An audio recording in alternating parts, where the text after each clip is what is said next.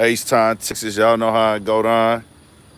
Big Ant, the spokesman. Make sure you pivot at all times, man. Y'all come in. We finna spill the real one time. Lot went on today, man. Lot went on. Lot went on, man. It's crazy with this doing rap and hip-hop media. But really, you think, dog, when you look at rap and hip-hop media format and news format, the way that I learned to make YouTube videos about things going on in the rap game, and I don't know if y'all ever looked at it and thought about it like this, it's the same thing, and I don't know who invented it, who was the first person, but it's the same format that's going down on Fox News, ABC News, CBS News, NBC News, your favorite news platform that you watch to get your latest info on. It's the same format, basically. Like, even when you put a screen in and show images, the way you put the video together, all that's going on regular news format. You put your logo in the video, it's the same exact vibe. Same exact vibe. So, news stations run all day. Sometimes they have people out all night roaming the streets. They got people that pull up on the scene when the weather bad. So they always active. Shit, I'm on the same type of time as them. We always active. We 6 years strong every single day. Most definitely appreciate the support that y'all bring to the table. Y'all tap in, give me a mic check, give me a visual check, let a few people get up in here and we'll get to it. Y'all turn it up. Y'all know how we do. We not tripping off the donations, but we need the participation. Welcome to the vibe stream, not the live stream. All my political partners. We outside with it once again. H-Town, Texas. Real live in the flesh. We blessed. Can't complain. Audio, give me a visual. It looked like I got bad. I only got one ball on the service right now. This thing be going up and down. We're going to move it up over here because I had two right there. Turn it up, turn it up. We're going to go through a lot tonight. We got the Bun B case that went viral, touched every blog all over the game, made it all the way to, man, millions of blogs posted that today. And they didn't get paid to promote that, most of them, I think. I think they just posted that for their feed. I don't think they paid to promote this. A lot of the stuff y'all see on the blogs, if you didn't know, is paid promo, whether it's good or bad. People will pay for bad news to circulate if it could be negative, like labels. Let me give you a label, for example. A label will pay if they artists get in a squabble and that nigga wins and he beat a nigga up in a squabble, a label will pay. If it's an altercation, a label will use that as promo for their artists if they feel like it'll help their image.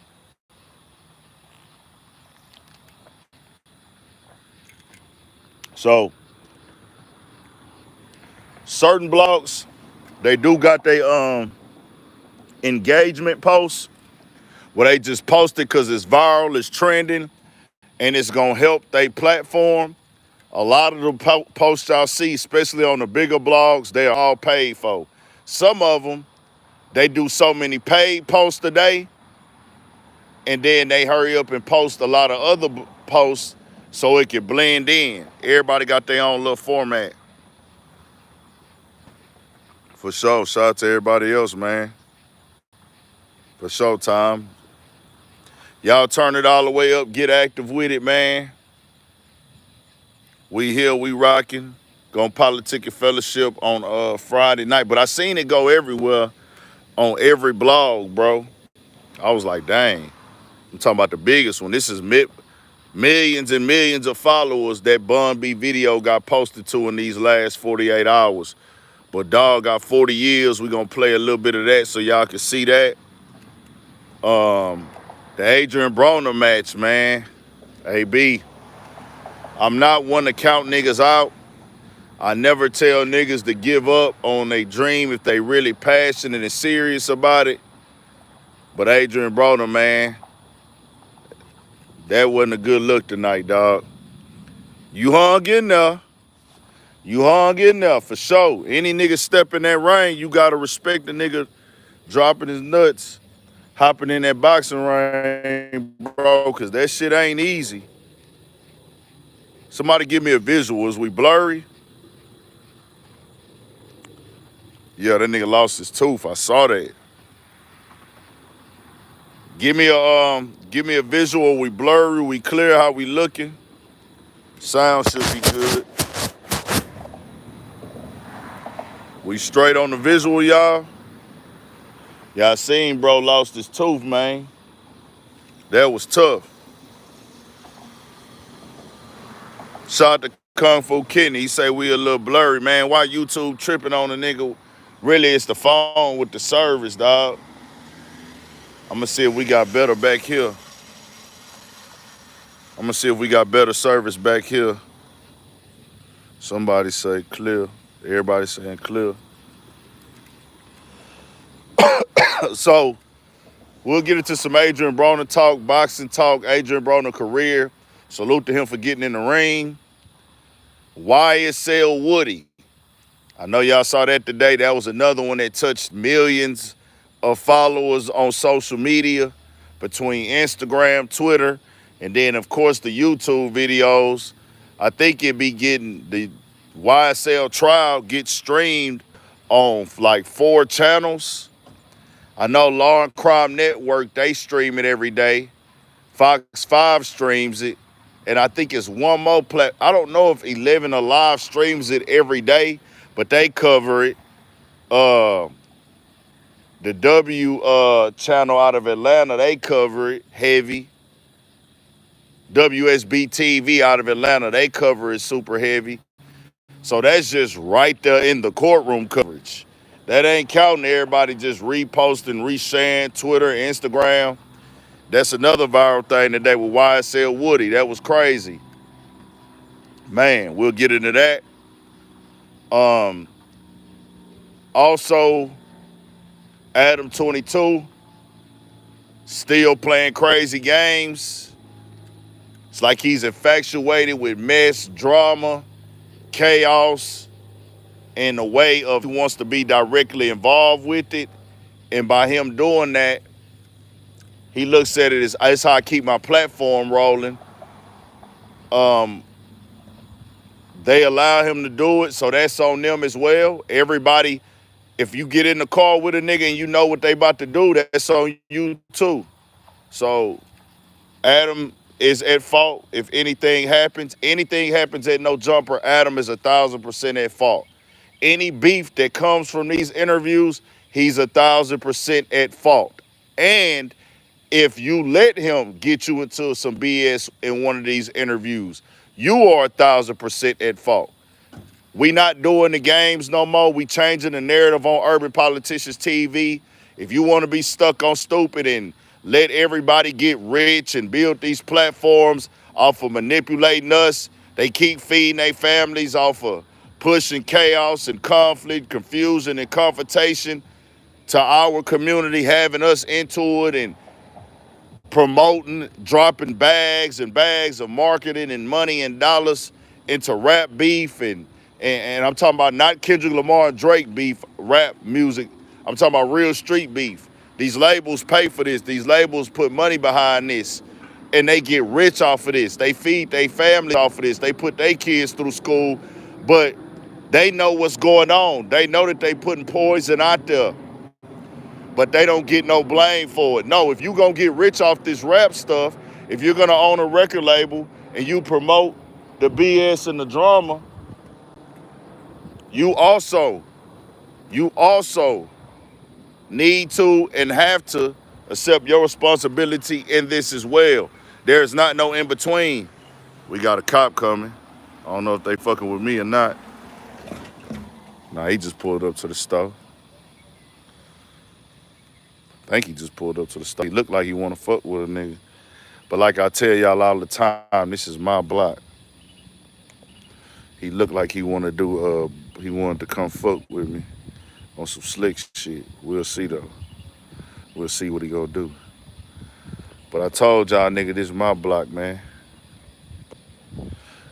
It's my block. Kung Fu Kitty, exactly. We're gonna get into the topics in a second. I was just letting some more people get up in here. We all have to take accountability. If you involved in something like that, you getting out here, you disrespecting deceased people, you're out here active, you out here inviting that type of energy, it's your fault. You're doing it, you making that decision. So you are gonna have to hold yourself accountable and you gotta correct that. But if other people see that as an opportunity and they want to get involved in it, help throw gasoline on the fire to benefit themselves, because they are thinking about this. These are what people have to know about these platforms. They are not machines. They're not robots. They're not computers. There are humans who are working these machines and telling these machines what to do. Vlad is making the decisions he makes. Adam22 is making these decisions that he makes, knowing what the outcome can be. But they tell themselves, I got nothing to do with that. See, that's why I call them nigger needers, because the nigger needers will play stupid at any time, knowing that, hey, I'm doing this for my benefit. I'm doing this for my gain. And I want to pay you to do what I want you to do for me so I can win. But if something happens to you, I'm going to tell you, nigga, that, hey, I don't force anybody to answer any questions. It's called capitalism. This is a capitalist country, y'all. They hurling us, man. Y'all turning back up. Yeah, the signal getting bad, man. They trying to play us, turn us back up, man. Move up over here a little bit, man. You see how they do us? They see we getting to that. Nah, I'm just BSing. Y'all turn it up and hit that like button. Keep it active, man. Hit that like button and turn it up. Keep it active. Let's get to it. Turn it up, man. Y'all got to come in and support it. Keep it rolling. Keep it live. Keep it jumping. Keep it moving. Shout out to everybody up in here. But I'm saying this is a capitalist country, bro. This country is built off of capitalism. It's built off of finesse. And then they give it words and formats to make you think that it's a thing. They will give you words and formats to make you think that this is a thing. This dude over here talking to the laws. The fuck he talking about? Bitch ass nigga, hold on. Let me find out you over here telling on me, dog. I seen a nigga kind of go behind the pump and look up over here, nigga. Hold on, boy. That law man come over here fucking with me, I'ma know you told the nigga something. I'm over here minding my business, nigga. Like I told y'all, this my block, nigga. America, my country, nigga. My people built this shit. My people put blood, sweat, tears, and equity, heart, soul, pain into building this shit. We created electricity, nigga. Y'all motherfuckers is benefiting off of what my ancestors did, and I want the proper fucking respect anytime I step out. Nigga. We gonna see about this nigga here, boy. I'm from H-Town, Texas, nigga. Yeah, y'all get active up in here, man. Support the platform. We ain't tripping on the donations, but we need that participation. That's mandated, mandatory, nigga. Turn us up. That's all I ask for. I'm going to come out here and stream for free. I ain't tripping. I ain't got to get paid to stream. I'm going to stream for free as long as y'all supporting and as long as y'all active. I'm going to come stream for free, and we finna move on and get to the topics. I was just letting some people get up in here, but I want to make this clear. This is the game to capitalize on niggas in hip-hop. It's a predatory business, from the media to the labels to the... Bro, y'all don't even know how many times niggas try to finesse me, nigga. Y'all don't even know how many times niggas try to finesse me. Y'all don't even know. Lawman want to say something so bad. He can't, though. It's my block, nigga. It's my block, nigga. Hey, Texas, we outside with it. They be want to try to slow the motion down, but they can't. They want to stop the misses because they can't. I seen this lawman ride way down this street, bro. He passed up this gas station. Dog passed up this gas station, rode all the way down this dark street and stopped in the middle of the street and turned around. I was like, bro, come on. Pulled back in, looked over here, then pulled up to the pump. I mean, he did go get gas, but still, nigga. Shout out to everybody, man. Shout out to my Geechee niggas out the Carolinas, man. Yeah, this my block, man.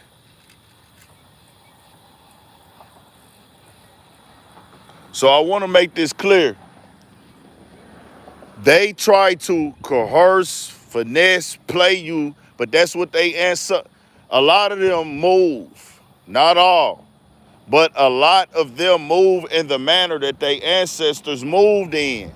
Not all of them, but a lot of them think like their ancestors, bro, like niggas are beneath them. Like niggas are here to provide a service for them. Niggas are on this earth. Niggas is in this country to be made money off of them. So when they look at a nigga, they look at you as nothing more than a product. Just like they did slaves. Meaning, hey nigga, how much do you charge? Come do this for me. I don't care how bad it's gonna work out for you. I'm not here to protect your well-being. And if you come on here and you don't give me what I want, I'm gonna get mad at you, I'm gonna be pissed off, and I won't bring you back onto my platform. That's why it's gonna go if you do what's best for you. But if you do what's best for me, I make my money, I get my views, I get my analytics. But if that happens, and something happens because you did that, or it's a result or the energy around it. Might not be a direct result, but y'all know what I'm saying. I'm not gonna blame it all on the interviewers who do shit like this, because it's not all on them, but you are playing a role. If a nigga don't give them what they want, they mad at you. Adam22 has demonstrated this. When Ruger didn't want to talk about the beef, he told Adam before, I don't want to talk about that street shit. Adam couldn't believe it. Adam was disgusted. The white boy came out of Adam. And we ain't come here to only talk about him, so we gonna get to the real. We'll talk about that later. Vlad is the same way. Vlad felt entitled to a Bill Cosby interview. He said, I helped Bill Cosby because I asked people who spoke positively on Bill Cosby in my interview. I've interviewed people and they spoke positively on Bill Cosby. They were able to repost that or share that. So Vlad thought he was entitled to a Bill Cosby interview. Vlad, are you serious? I'm just breaking down the real. You're the guy that brags about your style of interviewing. It's very incriminative. It's very investigative. It seems like you're in a police interrogation. This man is 80-something years old, and he just got out of prison. The last place I'm sending him to is to a Vlad TV interview. Vlad tried to diss the platform that Bill Cosby did an interview on and talked about their analytics and their numbers. And I'm like, this guy's really self-centered, very narcissistic, and he only cares about himself. Shout out to E Double. Nigga. He did that. This is why I watch these niggas' platform and keep me informed. Sometimes they do. I give credit where it's due. They get good stuff on their platforms. But sometimes I'm just watching and getting game on what's going on outside. How they really feel. Keep showing me who you really are so I can know. Appreciate that donation, E Double. That's love. You do an interrogator-style interview. Bill Cosby just beat the system that tried to lock him up. The first thing I'm going to do is go sit down with Vlad, the interrogator. Hell nah, bro. Is you serious? Out of here. And he talked like Bill Cosby. Who are you? No, Vlad, who are you? Then Shannon Sharp. You lied on Shannon Sharp in 2024. You are 50 years old. And you're getting on your platform with 5 million subs or however many you got. Your big platform with all this influence, and you're lying on Shannon Sharp because he doesn't want to come do your interview and because he's outshining you right now in the media world. Your format is old. You've done what you've done. But you're not on the block by yourself no more. It's competition on the block. Shannon Sharp, nigga, is his time now, and I'm cool with that. I don't feel no way about it. Even if he involved in mess, the drama, Shannon Sharp gonna always be able to tell y'all, nigga, I got plenty of interviews that ain't got no mess. I got people real stories. He been doing Club Shay Shay. Some of y'all got hip on the Cat Williams interview. But his catalog is not the Cat Williams interview. He been doing interviews before the Cat Williams interview for years. He been sitting down getting people life, just different stories and what they've been through. And Shannon Sharp can talk to anybody. He just had Ray J. He just had Lavelle Crawford. Niggas don't be talking about the interviews that don't do the crazy stuff. And I know that feeling in media. He had Usher on there, nigga.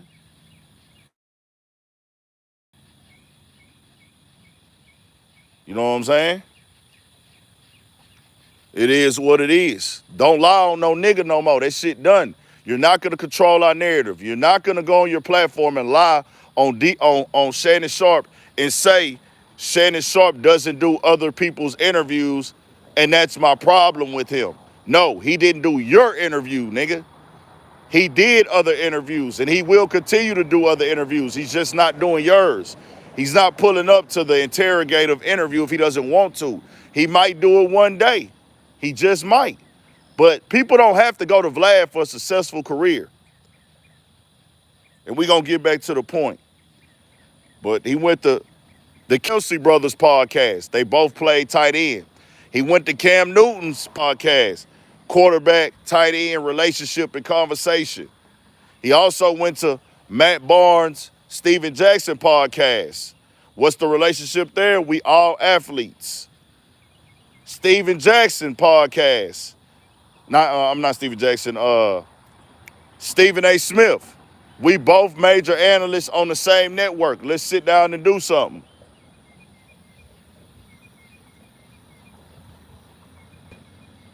Nigga, we not doing the line on niggas. You don't have that privilege, my boy. We gonna control the narrative now. So let's get to this Bun B stuff. Y'all turn it up, come with the energy. I'm gonna play the audio and the video. Hold on, y'all. Y'all keep it locked. Keep it locked and hit that like. Turn it up. Let me get it right. Straight regardless. Y'all hit the like and keep it turned up. Let me go to the video with Bun B. Man, the service huddling us, huh? The service is super nervous tonight, man. And I'm upset about it because we had some stuff to talk about, man.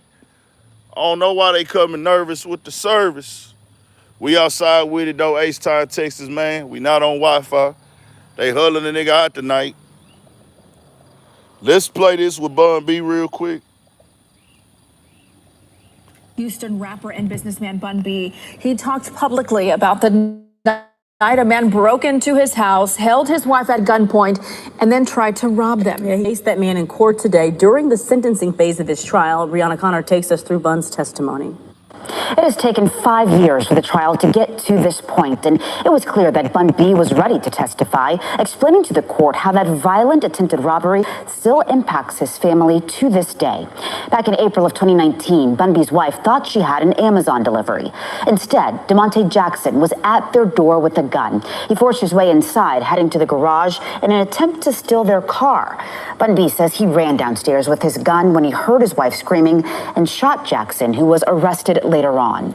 He got emotional on the stand today, recalling that night and telling the court that his wife didn't deserve the trauma that Jackson has caused. Listen to him recalling why he felt the need to go after Jackson that night with a weapon.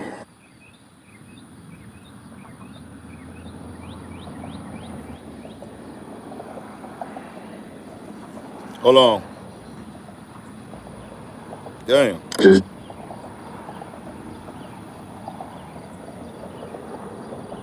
In his state, hearing her voice in his state. I mean, I'm her husband. That's my primary job, is to protect her and make her feel safe. And I wanted to know who had done this to him. Jackson previously pleaded guilty to aggravated robbery, which is how we got to today's sentencing hearing. His defense team had no questions for Bun B, and it's not clear when the court will hear from his wife, but she is expected to testify. In the studio, I'm Brianna Connor, ABC 13 Eyewitness News. That's how I went the first day. That was the first day, and then I got another one. This one I over-recorded some shit. Hold on real quick. I know I had more than that. That has been sentenced to 40 years in prison. 25-year-old DeMonte Jackson. And the volume low. Has been sentenced to 40 years in prison. 25-year-old DeMonte Jackson pleaded guilty to forcing his way into Bun B's home back in 2019. We break down this case with Charles Adams in today's Making the Case. Now to talk more about this sentencing here today, we are now joined by Bun B's lawyer and personal friend, Charles Adams. All right, Charles, overall reactions to Can y'all hear today? Well, I think Judge Brian Warren got it right. I think he did a great job handing down an appropriate sentence.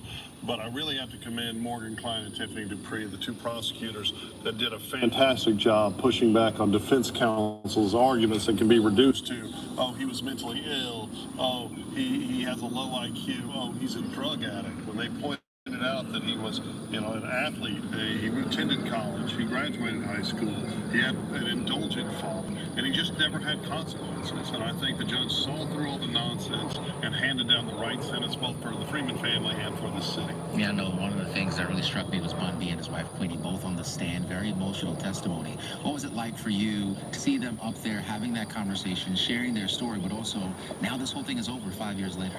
Well, I'll tell you, it was painful for me to see my good friend Bun cry, which is not something I've seen before. It brought tears to my eye, but I was most impressed with the courage of Queenie Freeman, right? This had a devastating impact on her life. For people that don't know, he pushed his way into her house, put a gun to her head, repeatedly threatened her life. Later in the shootout with Bun, did shoot at Bun, but told Queenie many times he was going to kill her. And Queenie, trying to save her husband's life, insisted that he stay upstairs. Obviously, he didn't listen. But this was a courageous woman who was courageous then, and she was courageous in her testimony yesterday as well, and she has to be applauded, and I think that's why justice was served. Yeah, and it was powerful testimony from Bun and his wife, but we also heard from the suspect's parents as well, talking about his upbringing.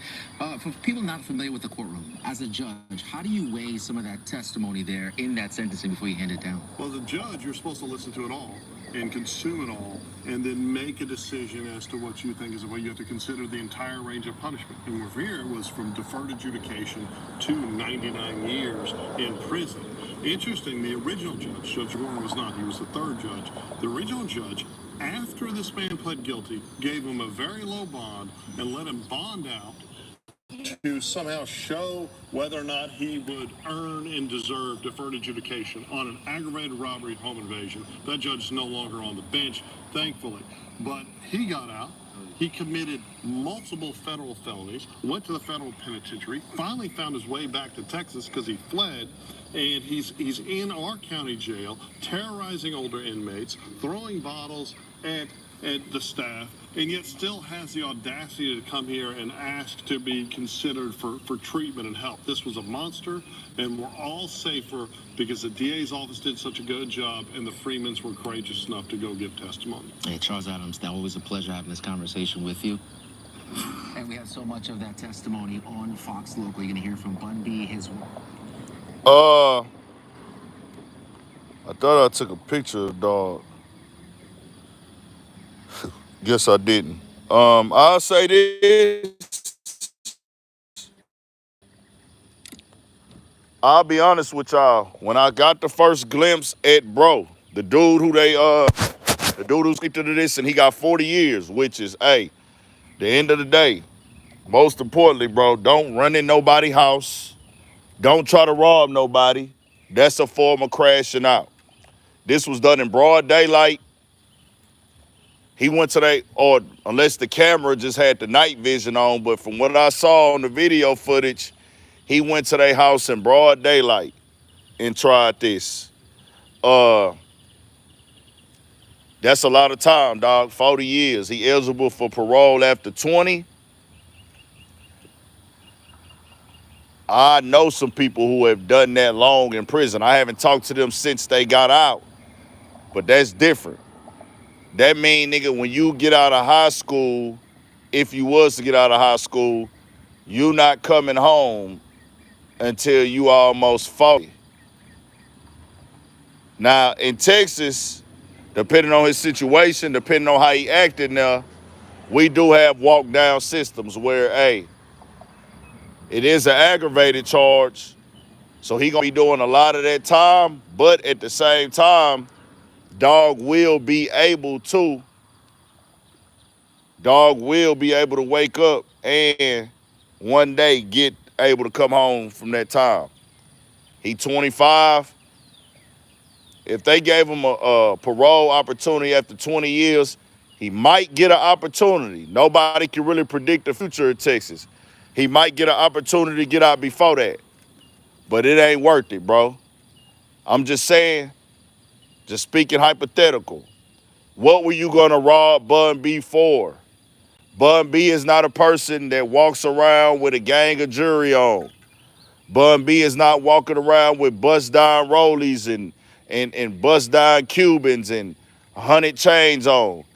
Nobody in their 50s really is walking around with cash unless they trap steal. Keeping it 1,000. Nobody in their 50s is walking around in the black community in 2024 with thousands of dollars of cash on them unless they trap steal. We know Bun B does not trap. This was a crash dummy mission from the start, but I'm gonna keep it 1,000. And it's people ain't gonna, whatever. When I saw bro mugshot, cause I saw the first video, and this before they said it on the news. I saw the first video and I was like, this don't make no sense. Like, what type of crash dummy stuff he on? I know some dudes, that's just how they live and that's what they do, but it's whatever. That's their choice. But once I saw that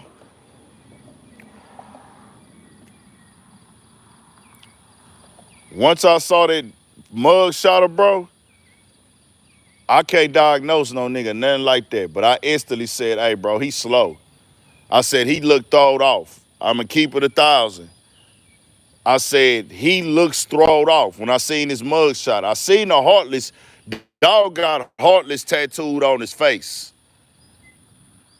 So you already a different type of nigga to do something like that. But when they showed his mug shot, I said, hey, bro, this dude right here is for sure slow. Just is what it is. So for people who don't get it, it ain't never no point to run in no nigga house and try to rob no nigga, bro. Especially if you didn't know, nigga, Bun B is not in the streets no more. Bun B ain't doing nothing gangster, but rapping. And people feel a way about that. They gonna look at it like, well, damn, it's gonna be people looking at it different ways. But I wasn't looking at Bun B as that nigga. If you didn't know, Bun B was a Rice College professor. Bun B is a Rice College professor. He does the gumball machine stuff and all of that. Going overseas. So Bun B not giving a damn about none of that other stuff. But he did rap about what he rapped about in his career, in his past. People gonna feel like this, some people gonna feel like that. Some people gonna be like, you should have never did that. When you rapped about it, this what made you money. This how you got on. You ain't supposed to handle it like that. There are people who thinking, oh, nigga, this is your family. This is your wife. This is that, nigga. If you going through some trauma, get it off your chest. Get your closure off of it. Other people gonna say, hey, well, damn, bro, I already pled guilty. You ain't had to go down there. But like I told y'all, bro, Bun B is older. He like in his 50s. Dog is a complete businessman. He hosts a rodeo. All that. He was a professor. Yeah, nigga, Bun B was a college professor at Rice University, bro. He got a video where he going off. He got a tour with somebody at one of the rallies up there. He went up to, hey, Rice University, motherfucker. It was something crazy. He like took the sign from the nigga, all that shit.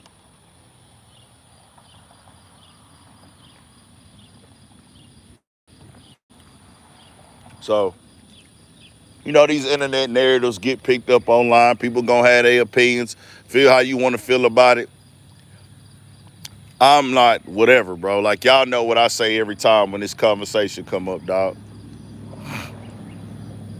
But I would just suggest, no, nigga, that's my thing to y'all. Use homie situation in these long 40 years. His mama and his daddy, old boy daddy was on the stand crying. His daddy, everybody in the courtroom crying. Old boy daddy, like, nigga, who want their daddy? I know y'all don't want y'all daddy to be coming to the courthouse crying over something y'all done did. That's all I'm saying.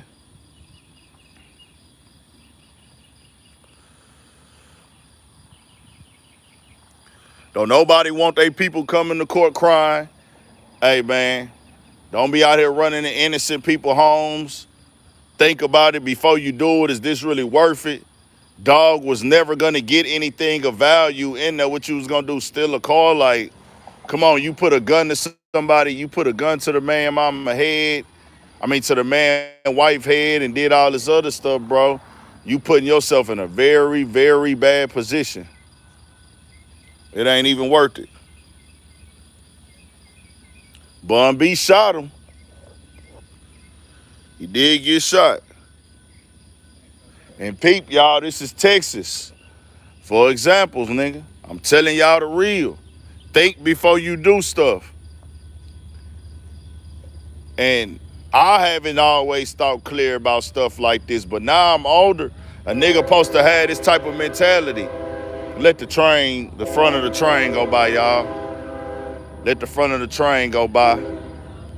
Once the front of the train go by, we back to it. Turn it up, man. Get the lights up.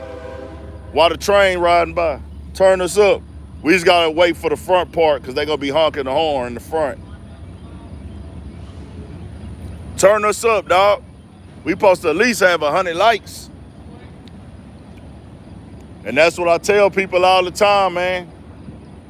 We don't be asking for too much. And BB's, oh, what's going down, man? Chilling.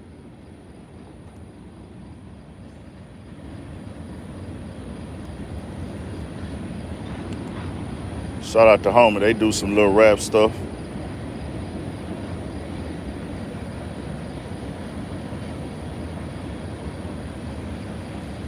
Yeah, you gotta think, bro. Think about your future. And dog is 25. I expect this type of stuff from like a 16, 17-year-old. Now, peep what happened to him. Dog got shot, didn't get nothing, and got 40 years. And they were never gonna go to prison. Bun B was never gonna go to jail. He can legally pop you. And that's what happened. Man gonna go in there and protect wife, protect his family. Yup. Oh, what the internet, man? You know the internet. The internet is calling everybody a rat, bro. The internet is calling everybody a snitch. I am firm on if you are somebody that lives a lifestyle of crime, If you perpetuate it, you push it, you claim it, you don't supposed to be going to police. That's what you signed up for.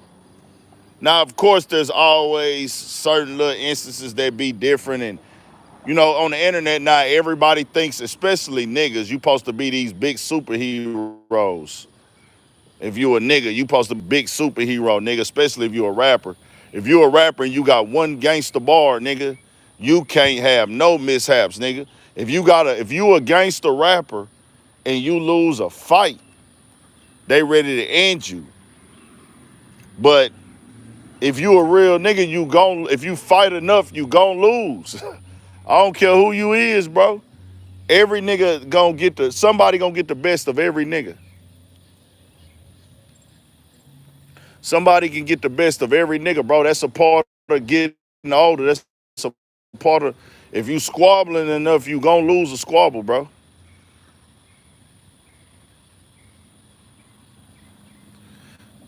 They call everybody rats on the internet. They call everybody snitches. It's an unproductive conversation.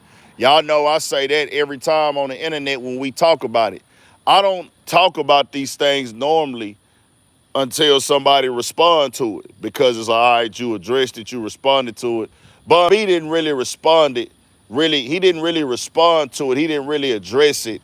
He put up a comment and just was like, man, if y'all think I don't owe nobody no explanation. It wasn't like, people wasn't promoting it as Bun B being a snitch though.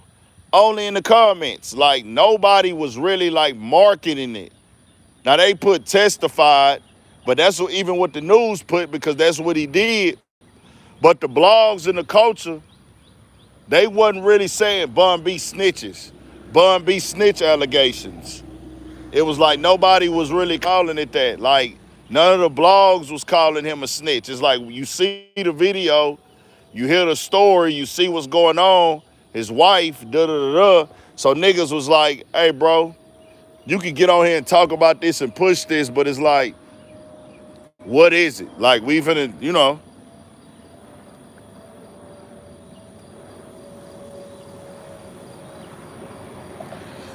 that's a different thing. And that's what I say, what real stomp down snitching and ratting and telling is. This is something I'm not doing this ever, nigga.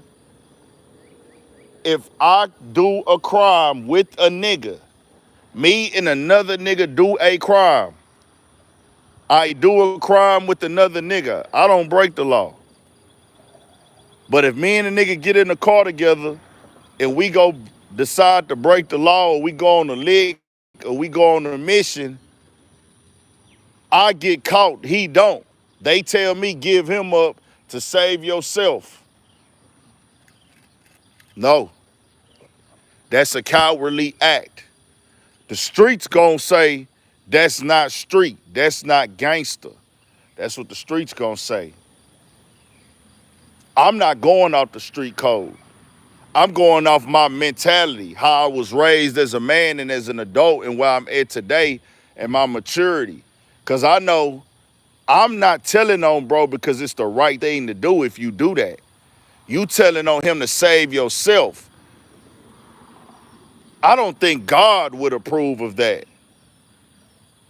That feels like something negative to me. I don't want to misquote you, God. Only you know.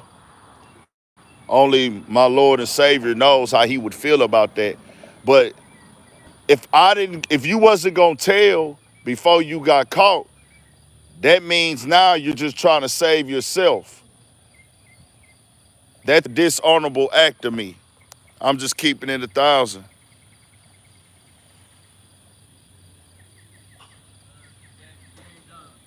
Shout out to E Double. This from Sandy. Shout out to her. We both love your channel. Appreciate y'all. Shout out to Shandy. Appreciate the support, man. We outside.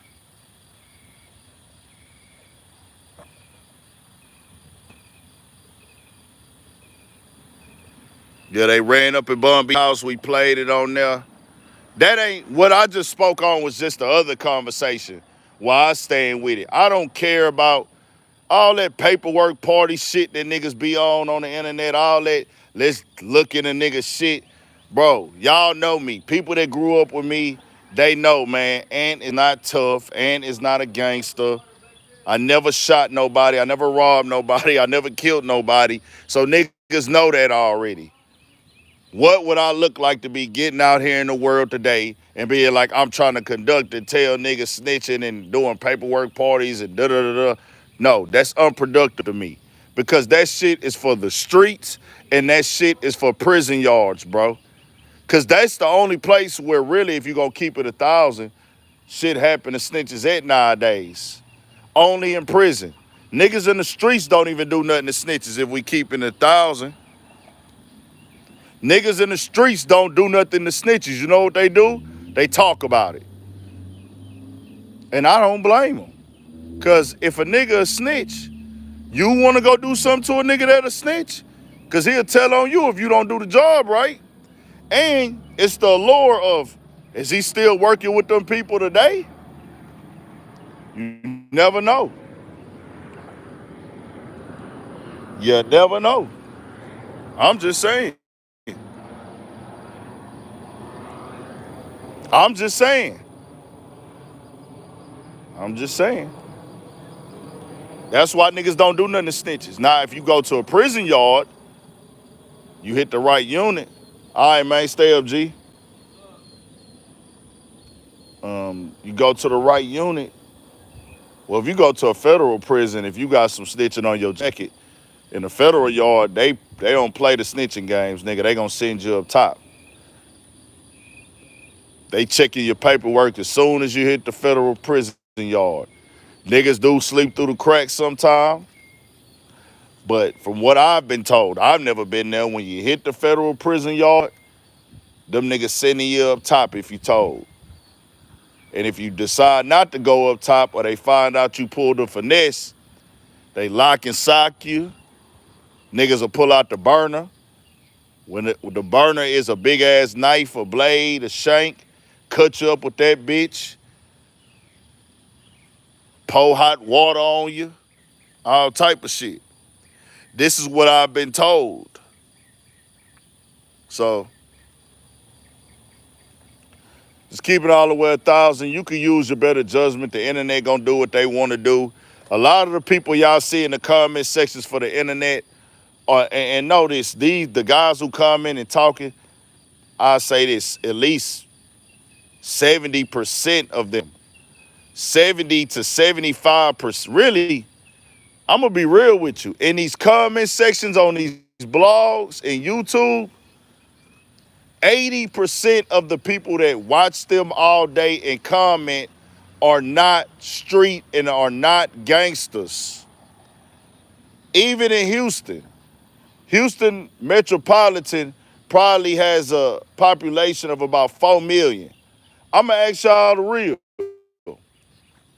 Out of 4 million people in Houston, million in the Houston metropolitan area in total, like suburb as well, the whole Houston area, suburbs, all that, or areas that surround Houston. 4 million people, I think. How many of them do y'all think are gangsters? Give me some estimates. If I say it's 4 million people in Houston, how many of them do y'all think are gangsters and are living by the street code and living the real street life? I'm just calling it all the way. It's not that many when you put it up on the large scale, bro. Most people are not living their life like that. We talked about what Muhammad Ali said, and I put that out there so y'all can know.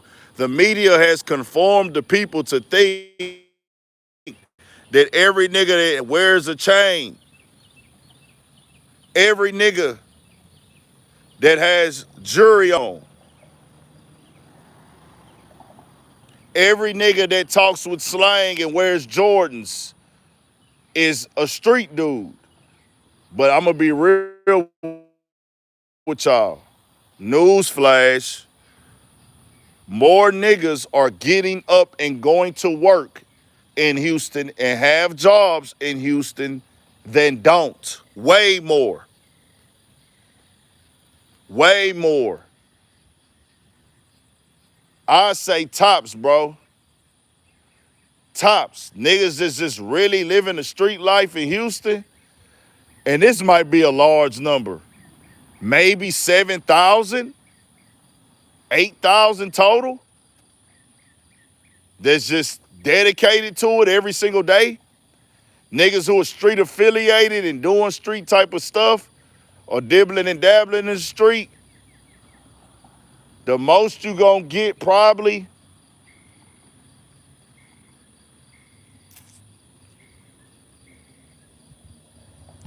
maybe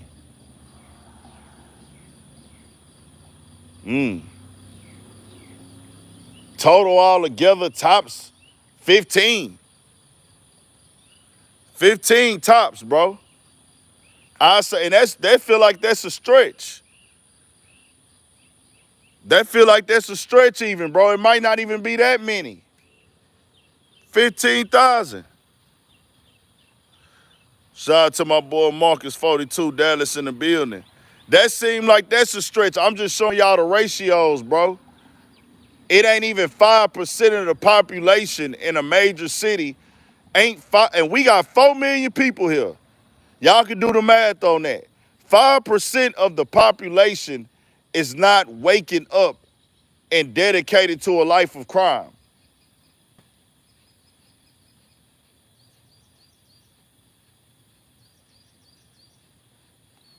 So I just want that narrative to be, how many of them really know what the fuck you're talking about? Let's keep it 1,000, not that many. So that's that, man.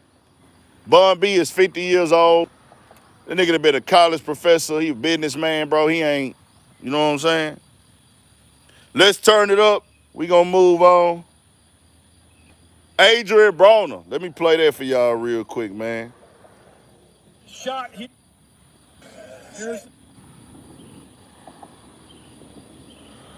Here's the shot here. What is that, a tooth? The shot. Here's the shot here. What is that, a tooth?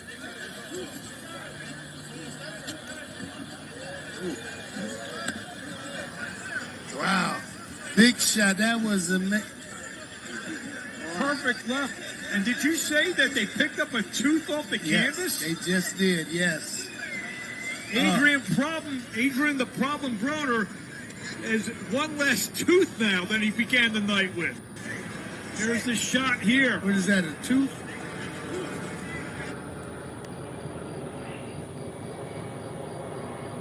What is that, a tooth?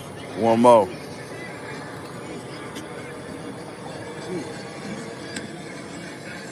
Wow. Big shot. That was amazing. Perfect left. And did you say that they picked up a tooth off the canvas? They just did, yes. Adrian the problem Broner has one less tooth now than he began the night with. Adrian Broner, man. Salute to you, bro. You got in the ring. Respect. That shit ain't easy. But dog, I ain't gonna lie. It might be time to go and hang it up. That's your decision to make as a man. But dog, you ain't really on that boxing shit like that no more. Go ahead and try to be a promoter or something like that. Go on, transform into that. Unless you just gonna be like a what they call it, best like a celebrity boxing match or shit like that. But man, I remember that era, dog, and that was the beautiful era of boxing. And we'll move on. That 2012, do y'all remember that era? That from 130 to 147, you had a couple, like, of course you had a few light heavyweights as well, middleweights doing their stuff, a few heavyweights doing their stuff, but man, 130 to 147, dog, in 2012, Adrian Broner was going crazy. Of course, Floyd Mayweather was the guy at 147, but also at 147, you had Pacquiao. You had Madonna. You had Marquez. You had Lucas Matisse. You had Danny Garcia. You still had who else, bro? Lamont Peterson. Uh, man, Crawford was just getting his name just buzzing. Crawford was coming in. You had Keith Thurman, Sean Porter. Bro, that was an era.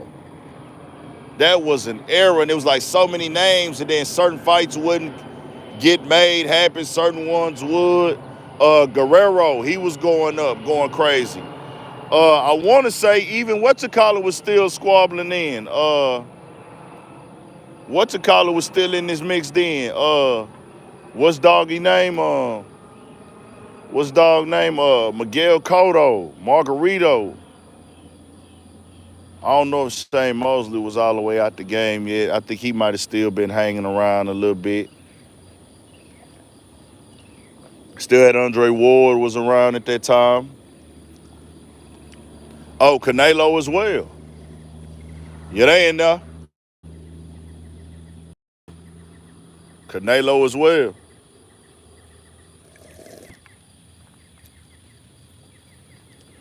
Canelo as well, bro. That was my time, but Adrian Broner, dog had been through a lot. I think that he knows it's time to go ahead and say, fuck it. Go ahead and relax. Go and see what you can do next. See what you can go ahead and transition into. Adrian Broner, I'll be real though, dog. For some reason, it seemed like, dog, he gets a kick out of just being like super ignorant for some reason at times. Like, it's like, damn, bro, I understand entertainment, but it's like sometimes it feel like you was purposely trying to go overboard.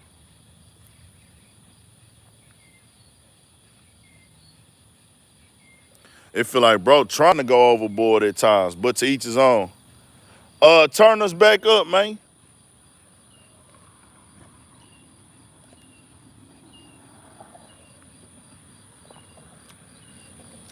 That nigga got knocked out, man. Tooth knocked out. All that shit. Be like that, though. It can happen. It can happen. It can happen.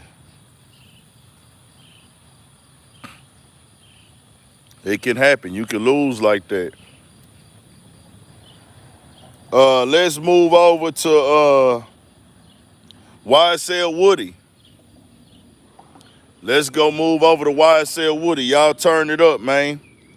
YSL Woody, he killed the internet today. Dog was viral everywhere. Let's play some of his stuff. Now, if you don't know who YSL Woody is, he's somebody, he actually got music videos, y'all. He actually was a rapper. YSL Woody actually was a rapper at one point. Caught a pistol case, and he already did federal time. Then he ended up catching a pistol case in 2021, they said. And that was when that interrogation video came out on Dog that everybody seen that went viral. Well, today he came in to testify, and they was talking about, and this is live. This be live on Fox. This be live on Law and Crime Network. This be live on, like, I think maybe 2 other YouTube channels. Put some stuff together. Let me see if I still got the full video. Yeah, I got some good parts of the video put together for y'all, and we'll go back to the other stuff. I, as the judge in this case, have several remedies. One of those is that I could hold you in contempt and jail you because the way that you get out of that contempt is to just testify. That's the only thing they wanted in this case for you to testify. So your attorneys told me you're going to invoke your Fifth Amendment privilege. Done, said. However, the immunity has been signed. I have a copy of that right now. So you're required to testify. So if you don't testify, the state's probably going to ask me to jail you. And I'm probably going to do that. So I'd like you to go ahead out and talk with your lawyer and tell me what you want to do at that point in time, okay? Do you need any more time to talk, Mr. Copeland? Okay. What is your desire at this time? I'm taking the field. Okay, you're taking the fifth, but you've got immunity, but you still want to, are you going to testify? That's the thing. That's the question. That's the question on the floor. I've acknowledged the fact you have a Fifth Amendment privilege, but the state's given you immunity, so that overrides that Fifth Amendment privilege. They require you to testify. Yeah, but the state don't know what they're talking about. So if they ask me a question, they implicate me, then... Okay, they can't prosecute you on that. They That can't. nigga say, this nigga funny, The dog. order prohibits them from allowing them to use that testimony against you. That's what your lawyer, and I'm not going to get into any of the machinations or intricacies of what may or may not have Y'all happened in this turn it case, up, but turn it up. Mr. Melnick is a very seasoned criminal defense attorney. I've seen him over the past 2 decades. I'm sure that he's probably going to go ahead and I'm going to call for our jurors. We'll formally administer the oath to you, and then the state will ask you some questions, okay? And then you'll be cross-examined at some point in time by potentially some... My attorney, because I think I just said the wrong thing. Sure. I'll tell you what, why don't you step outside and talk to Mr. Melnick. Bro, dog said, I think I just said the wrong thing. I ain't gonna lie. I'm not laughing at nobody going to jail. I'm not laughing at the seriousness of a trial, the allegations, the accusations. I'm not laughing at none of the stuff connected to it. But watching this video of that nigga tell the judge, hey man, I think I just made, hey, let me go outside and holler at him real quick. Like, bro. But hey, he wanted to make sure he do it right. And I know I ain't tripping, bro. I know I ain't tripping. Cause even the niggas sitting behind Thug was laughing. The niggas that's on trial, they gonna laugh. Look at them. They laughing. They like, nigga, what the hell this nigga doing? They smiling, it's not Thug, but the other 2 niggas like, boy, what the fuck? Testimony. I know you don't want to give testimony in this case, but you've been given immunity in this particular circumstance, use immunity. So, are you going to testify? Yeah. Okay. All right. All right, sir. Then what we'll do at this point in time is we'll call for our jurors and we'll swear you in and spell it, please. KENNETHCOPELAND. Turn it up. All right. Hey, Mr. Copeland, good afternoon. Do you want to be here? Ma'am, Do you want to be here? I'm here. Okay. Are you going to let me ask you some questions? Okay. How old are you? Grown. Okay, Grown. what does grown mean? I'm an adult. Okay. And when you say you're an adult, what number in years are you?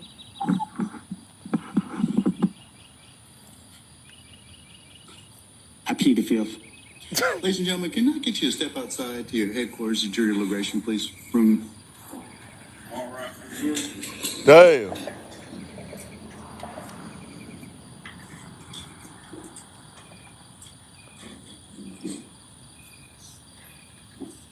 Boy, this nigga Woody a hell of a nigga, boy. This one hell of a nigga. This is one hell of a nigga. That nigga said, I plead the fifth. I plead the fifth. all right, ladies and gentlemen, please be seated. Our jury has left us. The jury had to walk out. They got to put the jury out to see this. Mr. Copeland, given the fact that you have invoked your Fifth Amendment privilege, but the state has already given you immunity under 24-5-507, this court holds you in willful contempt, and we'll see you on Monday. And we'll see if we can get some more testimony at that point in time. Take him into custody. Damn. The state knew or had reason Dog went to jail. YSL Woody went to jail. They got his mug shot on the internet now. This is what happened. They took Dog to jail, man. He pled the fifth and went to jail. So I don't know exactly, and I don't want to be wrong, what happens if he does the same thing on Monday. I don't know what happened, if YSL Woody come in Monday and decide, hey, nigga, I still ain't playing the fifth, do he get dropped off the case? Do they let him go home? Is it over? Don't have me lying. I can't make no story up for y'all.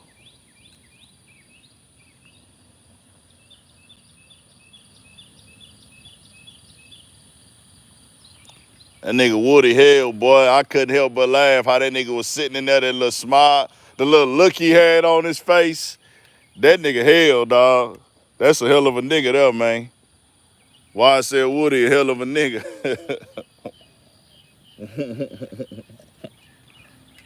Matter of fact, we good.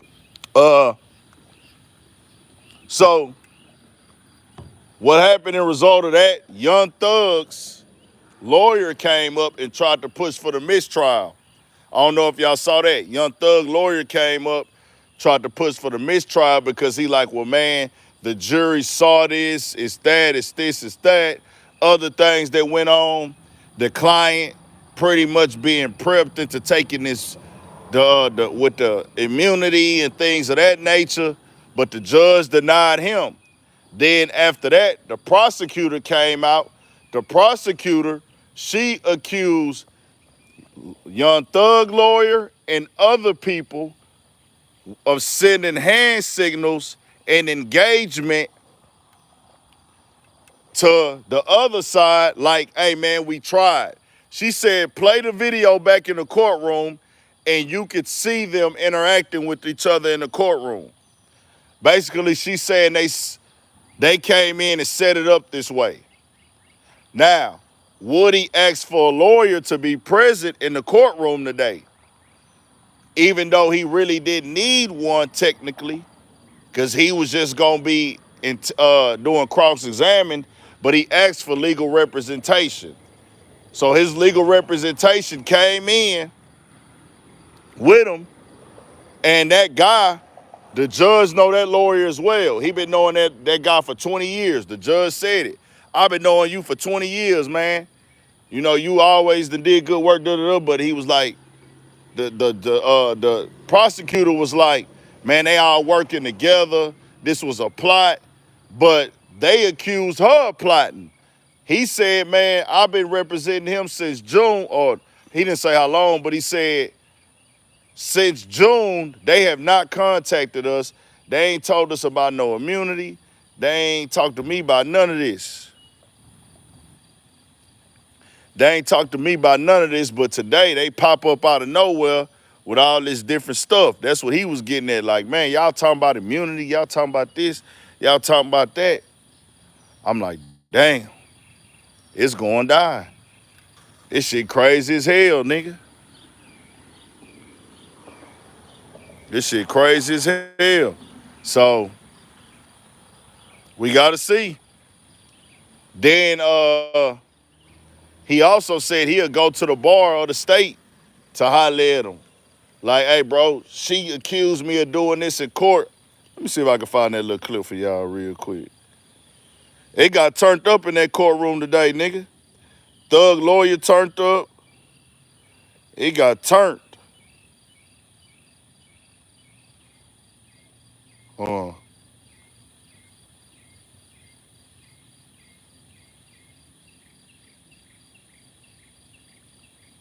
I got it.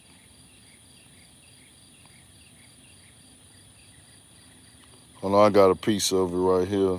What the fuck is it? I got a video on the channel breaking down more of it too, y'all, if y'all want to go see it. It's on the channel. I did a whole video on it.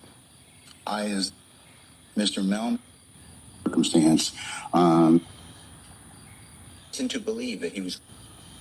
Then, Your Honor, yes, I This is adopt Thug what you lawyer. said. That's wrong of the party, and I'm moving for mistrial. This Thug lawyer talking. thank you. After Mr. Melnick attempted to assert for Mr. Copeland, may I finish? Let her finish, Mr. Melnick. Please sit down and I'll let you start. Okay? All right. Thank you, sir. While Mr. Copeland is on the stand stating that he wants to testify, that he will testify rather. So we are watching, and Mr. Melnick, I believe it may even be captured on film. The court can look at it. Mr. Melnick turns to the direction of counsel for the defendants and motions like, that's it. Then Mr. Melnick, had I told him that we are going to hammer Mr. Copeland, the state had not made any such communication with anybody. So what we are seeing, we believe, is tampering with witnesses, this particular witness on the part of people who are not the state.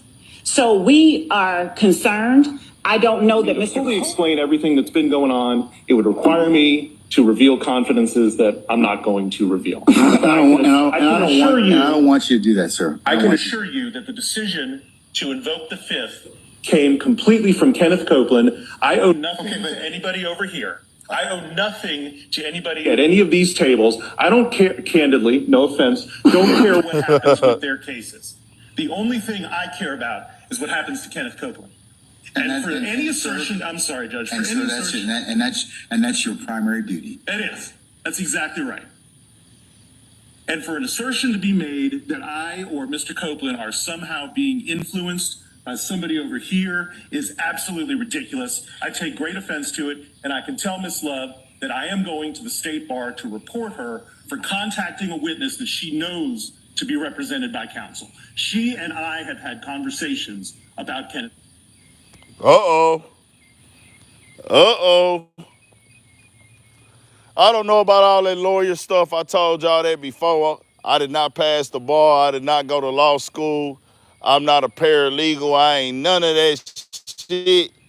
But one thing a nigga do know. This motherfucking shit here is wild, boy. 2024 been a hell of a fucking year, dog. Let's recap, y'all. Everybody in the chat, let's recap. What y'all think the craziest shit we done seen this year, bro? Cat Williams set the tone on like the 3rd or the 4th. Let's recap. 3rd or the 4th is when it got set off. But let's think about the moments we done seen this year. Somebody said the best is yet to come. Hey, I can't help but believe that, my nigga. I can't help but believe. Diddy. Kodak was in Houston. Did you holler at him, man? Nah, I seen he was out here. He shot a video. Shot the Heartbreak Kid. Appreciate the donation.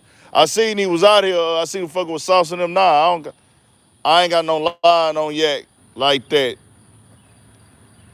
He just showed love to the platform, man. Just organic love, post a nigga up. You know, I shoot some shit on some like some repost shit to him, and he'll hit a nigga up like 100 type shit, or just like it. You know what I'm saying? It don't be like we communicating like boys and then. Shout out to his producer too, man. His producer followed the platform and supported for real. So that's love, man. That's love. Shout out to Yak. Him and whatchamacallit was out here, Boss Man D-Lo.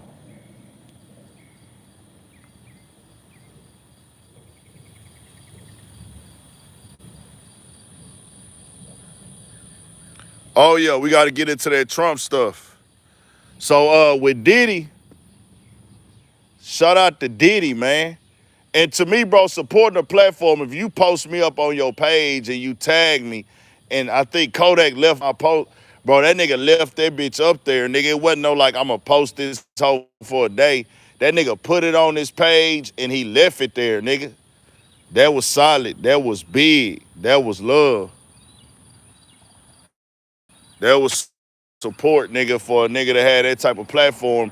And like I tell y'all, nigga, to get Kodak to post you on his page, he either got to fuck with what you said or what you did, or you got to be paying them. Them niggas don't post shit for free. What's the best gift for a woman? The truth. What they need. The best gift you can give a woman is the truth. The truth is priceless. Take that from me, man. Give her the truth. Ask her the truth. Give her the truth. If you can. Like I told y'all, nigga, I don't even lie to women no more, nigga. For what? I don't even lie to women no more, nigga. I ain't lied to a female in a long time. What I'm lying for? You feel me? You feel me? So, with Diddy, real quick, they say Howard University revokes Diddy's honorary degree. So, Howard University, because Diddy went to Howard, if I'm not mistaken, or he was throwing parties at Howard, or one of them universities. Either he was throwing parties at Howard or some university or whatever. They revoked Diddy's degree, his honorary degree. They revoked his degree and they returned his $1 million donation. What y'all think about that? Howard University took his honorary degree plaque back, like, nigga, we taking your degree back that we gave you, and we yanking. Here go back the $1 million you donated to us. That is like a spit in the face. That's a spit in the face. And I gotta say this. When you got them type of lawsuits out there, bro, and I'm not saying everything true. Y'all can do what y'all want to do. Y'all watchers, y'all viewers, y'all supporters, y'all can come up with theories. I can't do that because I got the platform. When people see one piece of a lawsuit be true, they gonna start saying everything true. They don't give a fuck. People don't give a fuck. If they see one thing that they say true on that motherfucker, they gonna say it's all true. I don't make the rules, my nigga. That's how certain people are. Everybody don't think. See, I run my platform really, y'all, like a 7th grade science project and a 7th grade little yearly tests when we used to have to do write-ups and shit. That's how I run my platform. I don't know what they call it. Is it an impromptu or the Pythagorean theorem, whatever the fuck they call that shit? Y'all know what I'm talking about? When you used to write the paper, they say you supposed to get the observation, make the observation, get the hypothesis, get the variables, get the summary, then conclude the story, but get all the facts.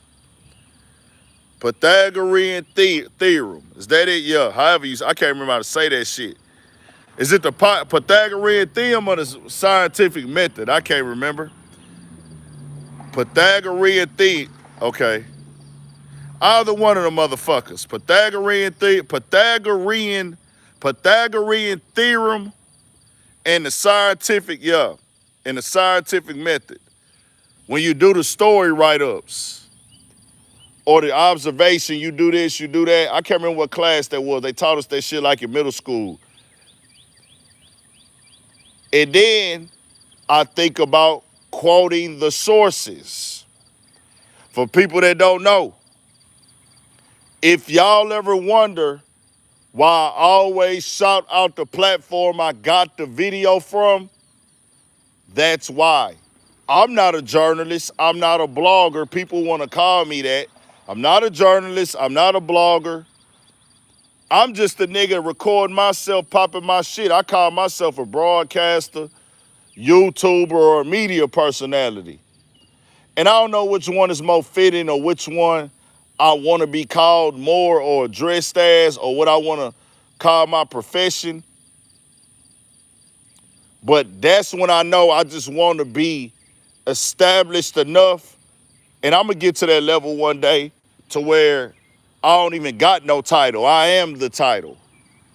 Like, Joe Budden, people will call him a podcaster, right? People will call Joe Budden a podcaster. If you call Joe Budden a blogger, it would kind of be like you talking like being a blogger is too small for that. Certain people, they identify as bloggers, certain like academics. I've heard Adam call himself a blogger. Sean Cotton call himself a blogger. Other people call themselves a blogger. I don't want to be just as a blogger, bro. I want to be seen as a real figure and a brand. That's why I wear urban politicians every day, nigga. That's why I get up on the camera every day, nigga. I wake up and brush my teeth. I wake up and wash my face. I wake up and go outside. I wake up and I interact with the streets. I wake up and I touch the people. I cover all type of news, nigga. I don't just cover rap and hip hop only. I am rap and hip hop though. Don't get it fucked up or confused. You know what I'm saying? Joe Rogan as well. I don't really fuck with Joe Rogan. He got to get some shit straight with me. You know what I'm saying? I don't fuck with Joe Rogan, but, you know, Joe Rogan is really a brand. His biggest thing became podcasting, but Joe Rogan was a nigga as far as a boy or somebody with a figure or a name before he started podcasting. Podcasting was his, like, pivot into doing more on top of what he was still doing. Joe Rogan is really a brand, but podcasting is just that one thing that solidified him more than what he was already doing. Joe Rogan is a comedian. Joe Rogan worked for Spike, UFC. Y'all remember Joe Rogan on Fear Factor? TV show host, comedian, commentating UFC 2-3 nights a week. Joe Rogan way more than just a podcaster. So that has to be known and understood as well. And I'm not saying that I need to be doing everything outside of YouTube and a podcast and or interviewing, but I want the respect to be there to where when you got it, you got it. People just know like, hey, that nigga a brand. That's it. Like Charlemagne, they just call him Charlemagne. Joe Budden, they just call him Joe Budden. I'm trying to be on that type of time, not trying to do exactly what they do, but they just call them niggas by their name, like who they are. That's how you know you in there.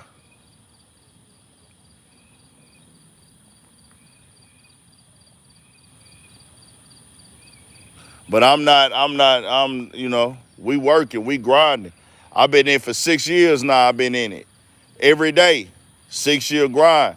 I had a motherfucker today and he might be happy that I mentioned his comment. I'm not gonna show it or I didn't talk about it, but a nigga came to me today, y'all. A nigga came, and we finna move on to something else. Talk about this Trump shit. But a nigga came in my comments today and said, you have not been covering the Young Thug case. You just hopped on the bandwagon. Nigga, I was covering everything going on with the Thug case because it was making the news in 2022 and 2023. I fell back off of it because it became kind of repetitive and it wasn't no major updates, and it got to the point like, man, how is this gonna turn out? So I didn't want to just keep riding the same repetitive stuff, and I was like, okay, let me back up. But today, YSL Woody was a factor. He was viral. Everybody knew him. People was like, okay, what's going on now? We seen the interrogation video. That was big for the news cycle. That's what the people was interested in. My people that support my channel was gonna be interested in it. But this nigga said, hey, you only covered Young Thug to ride the wave. And I'm like, nigga, I have a Young Thug performance on my channel. I just dropped it in March. But I was at the Young Thug show when people in the crowd at South by Southwest didn't know who Dog was yet. And I put that performance on the channel back in March. Nigga, I got videos of me talking about Young Thug and Kanye West. Young Thug this, Young Thug album. I got some Young Thug beef on the channel when he getting into it with different people. And this stuff was 2018, nigga. I was covering Young Thug before he caught the RICO charge, nigga. I was covering Young Thug 4 years before he caught the RICO charge.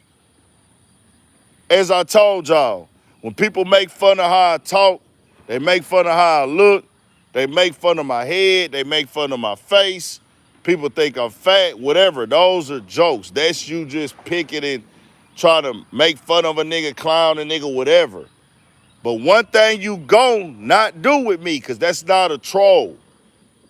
You not gonna create a narrative for me that's not true. You will not. I will combat the narratives. False narratives ain't gon', we not doing that. Anything else, do what y'all do on that type of shit.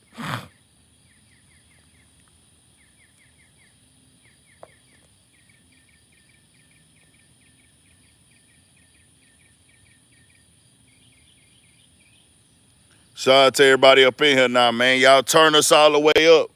Turn us all the way up. So I don't know if it's gonna be a big deal. I don't know if it's gonna be able to work, if they're gonna be able to make it turn into something. But Donald Trump team has came across a Facebook post, and it's like getting pushed in the lane of, I guess, miscommunication, tampering. Could it be something? Could not. But Donald Trump, it says the judge presiding over former President Trump's New York criminal trial notified his defense team on Friday of a comment on the court's public Facebook page that implies one of the jurors discussed the guilty verdict with family before the trial concluded. I would think that's illegal, but I don't know. It says the New York judge overseeing Donald Trump's hush money trial has asked attorneys in the case about a social media post purporting to provide the former president's guilty verdict. Today, the court became aware of a comment that was posted on the United States Court System public Facebook page, in which I now bring to your attention. Judge Warren Merchant wrote in a letter dated Friday, "My cousin is a juror and said Trump is getting convicted," the post stated, according to Merchant's letter. "Thank you, folks, for all your hard work." Merchant said the comment, which was attributed to user identified as Michael Anderson, was now labeled as 1 week old and was posted in response to a routine notice from the court posted on May 29th about oral arguments and unrelated to proceedings in Trump's case. When a defendant who has been convicted by a jury but has not yet been sentenced learns of alleged jury misconduct, he can move to, damn, I cut it, okay. Hold on. He can move to set aside the verdict under New York criminal procedure law. If a defendant can prove that the jury misconduct may have affected a substantial right of the defendant, the remedy is a new trial. NBC News has not verified the claims made in the comment or the identity of the user who published the post, which has since been deleted. NBC News also hasn't independently confirmed the comment's existence. Dang. We'll see. What y'all think, man? Trump, you finesse your way out of it. That's on you, nigga. Do what you do. Bribe money, hush money, whatever you call it. They caught Donald Trump up, first president, nigga. First president, first former president to get indicted. His sentencing is gonna be next week. That'll be, what's today, y'all? The 7th? So today the 8th now. 9th is Monday, 10th Tuesday, 11th. Hold on. Is it the 8th? Yeah. Today was 7th. So today the 8th. 9th is tomorrow, I think. 10th will be Monday, 11th Tuesday. I think he gets sentenced on Tuesday. Up to 4 years in prison. I doubt they send Donald Trump to prison, dog. I'm going to keep it all the way a band with y'all. If Donald Trump go to prison, that's going to be wild as hell. Oh, it's July 11th? I thought it was June 11th.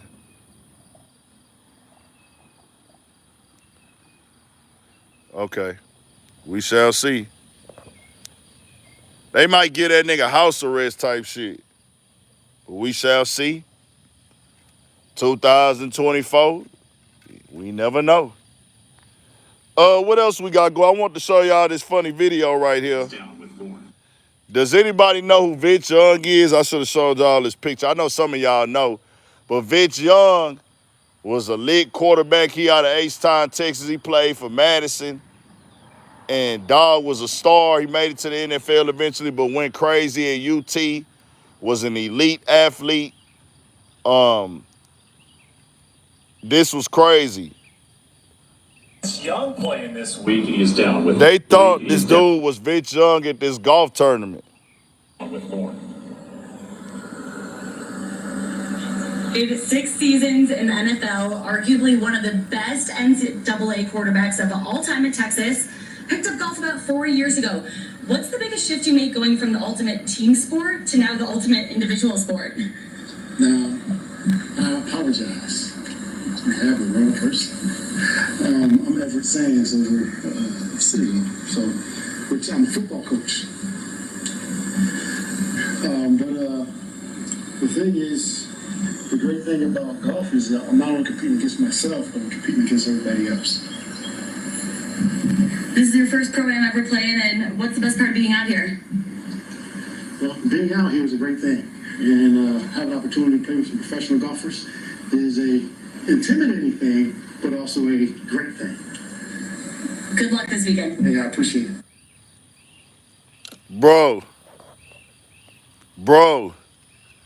could y'all imagine going up to a nigga, got the camera rolling, thinking you got an exclusive interview? Hey, y'all, we got Vince Young. He out here doing golf now. Hey, Vince Young, what's going on? 6 da-da-da-da, da-da-da-da. And then what's crazy, dog just kept the fucking interview going. Did y'all peep that shit? She just kept going too. Sometimes you just gotta keep going. They said, fuck it. Dog just came. That nigga just said, fuck it, bitch. I'm gonna keep doing this goddamn interview. That nigga kept that shit going, man. That shit is crazy, dog. Y'all turn us up, man. If you ain't hit that like button, hit that subscribe button. Come in here active. Come up in here active. Come with the energy. Turn it all the way up. We ain't tripping off the donations, but we need that participation. Get that junk to 200, man. It ain't no reason why it ain't 200. Oh, I just checked out a new artist, too, I want to tell y'all to check. Got some good stuff you can ride to. I've been jamming him in a car, dude out of L.A. by the name of Scheme. Think he out of Inglewood. Yeah, because he talking Inglewood on the album. My nigga KK put me on him, and my nigga Rich put me on him. Shout out to my Cali niggas. They put me on a nigga Scheme tonight, man. And what KK told me last night, then Rich had told me today. And I put the nigga Scheme shit on. It's like a month old, bro. Dude named Scheme, bro. He got a little vibe, like I'm fucking with it. I'm tapped in now. Broner got dropped and got his tooth knocked out, man. That boy Scheme jamming. I like the sound. This is my first time hearing. I seen dog name before. That's what's crazy. I done seen his name. I done probably saw him and just never tapped in. But I checked him out tonight, man, and I like the album. That's my vibe. I rock with G Perico too. Man. Project was dope. And one thing I did like about it, that motherfucker ain't that long. It's called Duke. It's called Duke. Came out May 29th. It came out May 29th, 2024. This whole jam. Album called Duke. Y'all rock with G Perico? Yeah, Broner Tooth got knocked out. It's probably time for him to stop. I haven't heard one with him and DJ Drama. I'm gonna check it out though now. I'm gonna check out. I'm gonna have some scheme in rotation. I'm just getting hip. I'm late. 2024. I like a few tracks on. I can let this joint play all the way through though. So that's some new music for y'all to check out, man. Scheme. I haven't got to check on no new artists that dropped today. I'm anti. Before we get to the last topic, we got to get to that no jumper shit real quick. We ain't gonna spend too much time on that. Y'all already know what it is. Oh shit! I accidentally put the music on. I'm finally now gonna be the guy on the weekend who's going to go to Apple Music sometime if I'm burnt out and I need new music. I'm gonna go to Apple Music and see when they say what's new. Like what's new, what's hot. I'm gonna let them promote me music now.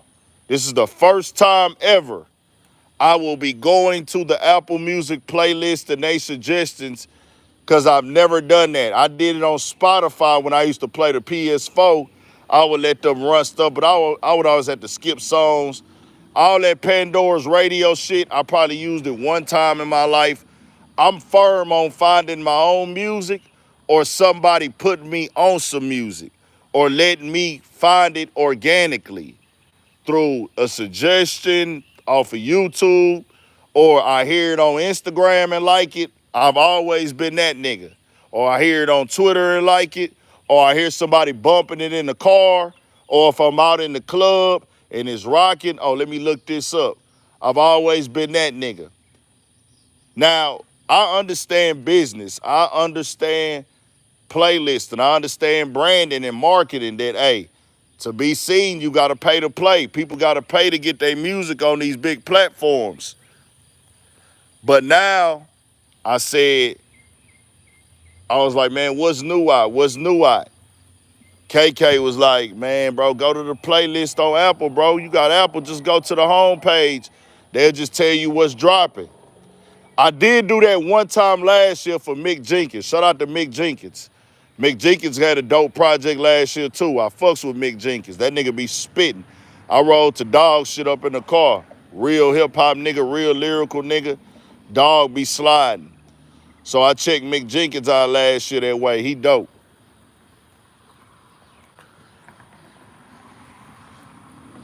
Of course I fuck with Currency, nigga. I done been to about 5 Currency shows. Nigga, I used to be at the Smokers Club shows, nigga.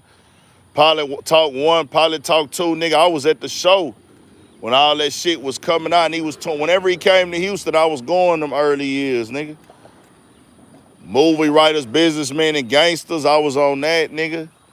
I was on, nigga, Covert Coupe, still my shit, nigga. I can't miss me with no Currency shit, nigga. That was my shit. All that old Jet Life shit, I was on that shit. For shit show. Verde Terrace, that Car Talk. That nigga did that Max B, that why you do that? Said, I'm sorry, baby. Currency got on that hoe, ate that bitch.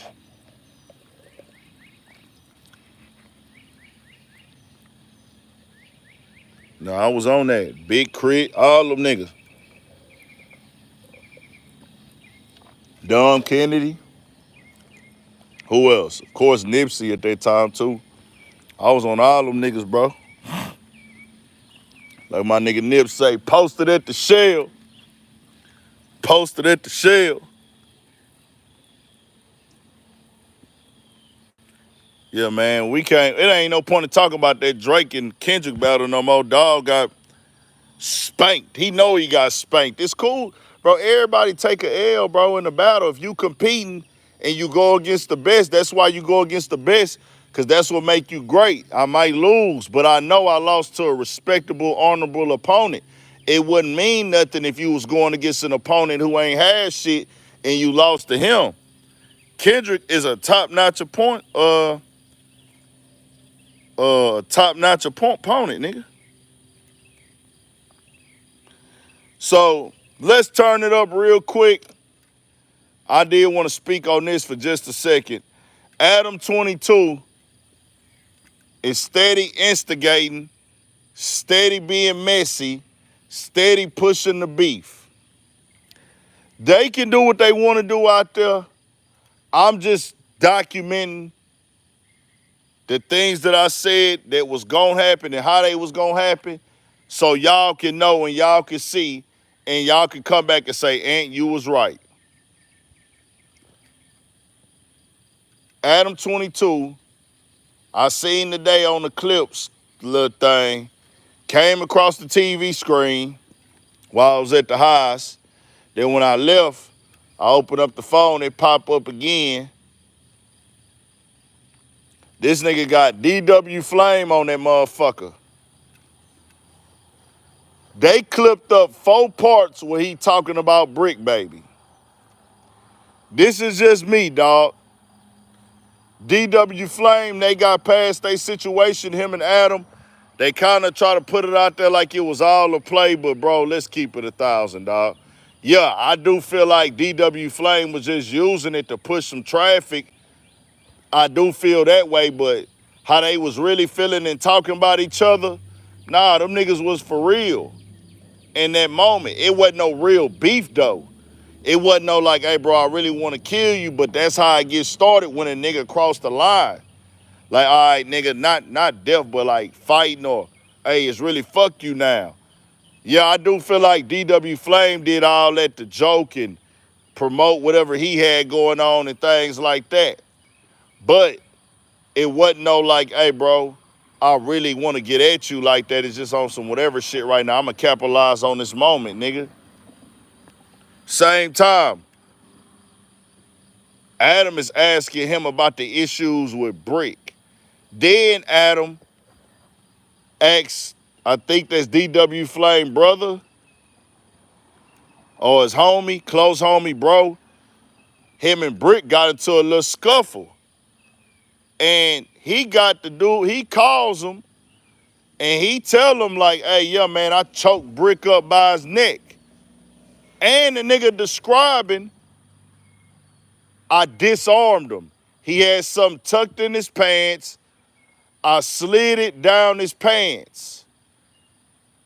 I disarmed him. We know what that means.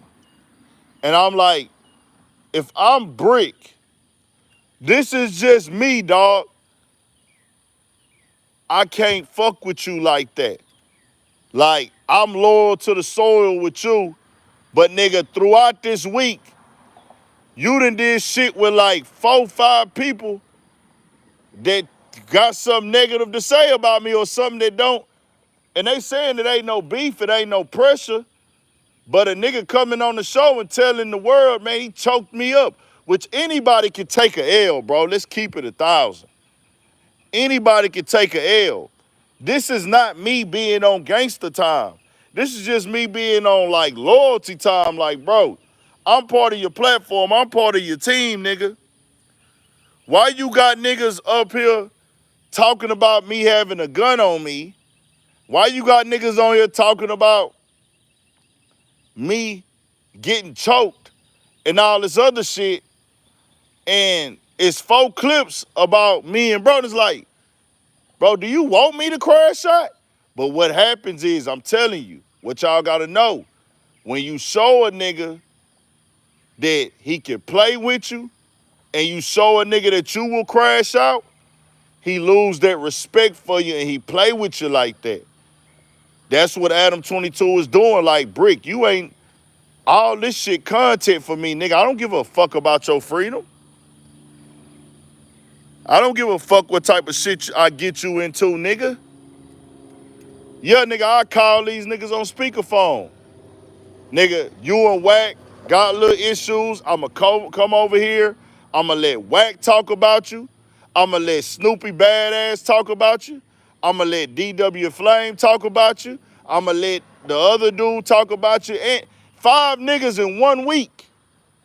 In 1 week, 5 niggas that came on that platform, and some of the stuff been ongoing, so it's not new. But just think about that. I'm sitting next to a nigga, and you let 5 different niggas this week come on here and talk shit about me. That means you really don't fuck with me like that. But one thing you gotta know, a motherfucker like Adam, he don't fuck with nobody like that. Everybody's business, everybody's expendable, nigga. Everybody's negotiable. Everything is a business ploy. And the thing is, Adam probably really fuck with Brick. He really probably like Brick. He probably really cool with Brick. But Adam is addicted to content. Adam is addicted to content. So, my friendship, my liking you, what I call loyalty to you, don't nothing override this content, nigga. Don't nothing, I might really fuck with you, but Adam is not all the way up here. Don't nothing override the content, nigga. My self-respect, my morals, my principles, my integrity, it will never override the content, nigga. It will never override the content. Just know that. Y'all turn us up, man. Y'all hit that like button, man. Y'all be tripping. Turn the support up on here. We out here. It's hot as fuck. I'm out here sweating for y'all. Like I told y'all niggas, I'm not getting paid for the live streams, bro. We not getting paid for these live streams. That's why I be telling y'all, just support it, hit the like button. At least make it look good. I forgot to call you back, nigga. I was okay, why you didn't tell me? This DW Flame, bro. Nigga, I forgot to call you back, nigga. I was at the hood, nigga. You know how I go, nigga. Man. Hey, stop being modest, nigga. About what? Adam asking you questions, cuz. Adam calls him on the phone. The nigga out of what, nigga? You know what it is. About what? Adam asking you questions, cuz.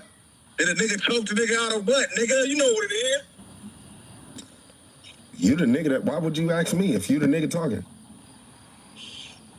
Hey, what? I mean, Adam, ask him, what the fuck is you talking about? He talking to me. Let's go straight to the source. He talking to me, nigga, what you say? Yeah, nigga, look, check it out. The nigga was tripping. This in the hood and everything, you feel me? I seen the show the other day, he said it wasn't no talking, no, he ain't saying nothing, no blah, blah, blah, blah, blah, right? Oh, what happened? Grabbed him up by his collar. You know how a bully do a little kid in school? That's how you lift cuz up? And lift his feet off the ground? That's how I had him against the wall. And I told him, what you say about the hood, nigga? He did say that. 100%. He's like, big bro, nah, big bro. Now, did I wrap my hands around his neck and start to squeeze like a python? No, I didn't. But I grabbed him by a collar with both of my hands and pushed my knuckles into his throat. And said, what you say about the hood, nigga? 100%. He's just like, big bro. And then he had, I ain't going to get into that, but I pushed something down into his pants. You feel me? Pause. He had something on his hip, and I pushed it down his pants. You feel me? Disarmed him. You know what I'm saying? And that's when you came out a little later after that. You know what I mean? Adam, you came out after that. You missed all of that. Oh, you know what I'm saying? Shit. See, I thought nothing. I didn't think it went that far. I'm going to leave it there. I mean, shit. I be minding my business, cuz. You was right there, nigga. I walked up, I said, P, get off, cuz. And then Brick told me that his gun fell, nothing. That fell in cuz pants, whatever, smooth. See what I'm saying?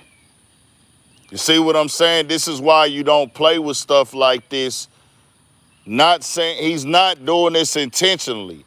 He's not intentionally saying this. He's not trying to do this.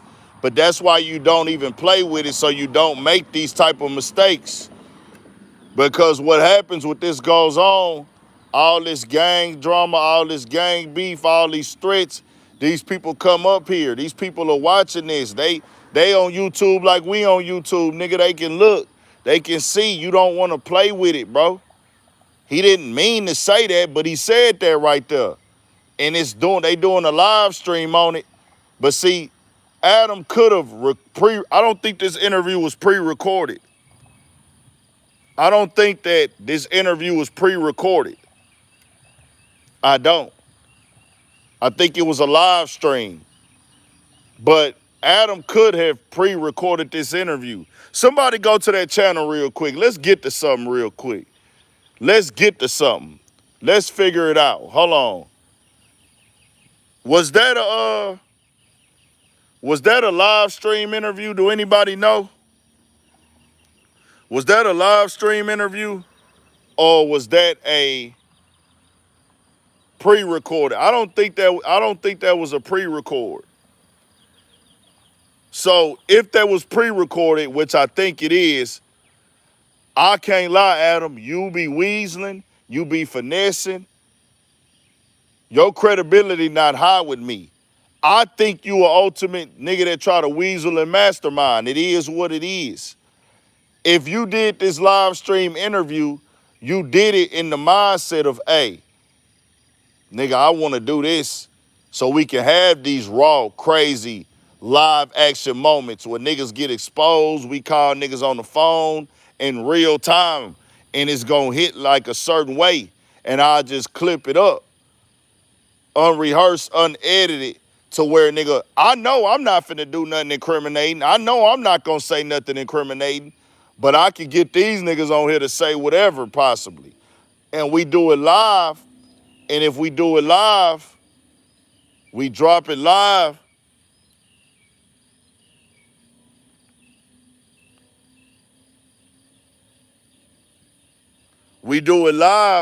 guess what happened? I ain't got to go edit nothing out on the mishap. Can't no nigga come tell me cut that out, edit that out. I'm just saying, dog. Now, once again, Adam22, you have a lawsuit conversation going on. This is why he's not smart. You're on camera talking about people having guns in your office. You're talking about altercations going down at your office, your place of business, nigga. And you telling people they don't have lawsuits, but it's altercations going on. You there for them. It's happening under your roof. You speaking on them. People having weapons on their hip. Nigga, what is you talking about? I'm just saying.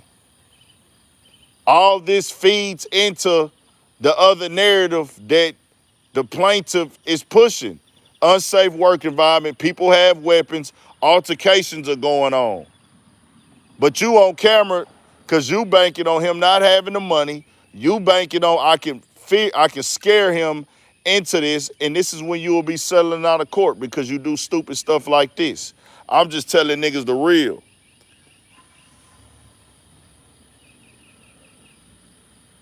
Bro to get off or whatever, but bro was popping his little shit to it because he kind of felt some type of way about what Brick had did earlier. He like, I thought that was your boy, cuz on here acting like he not.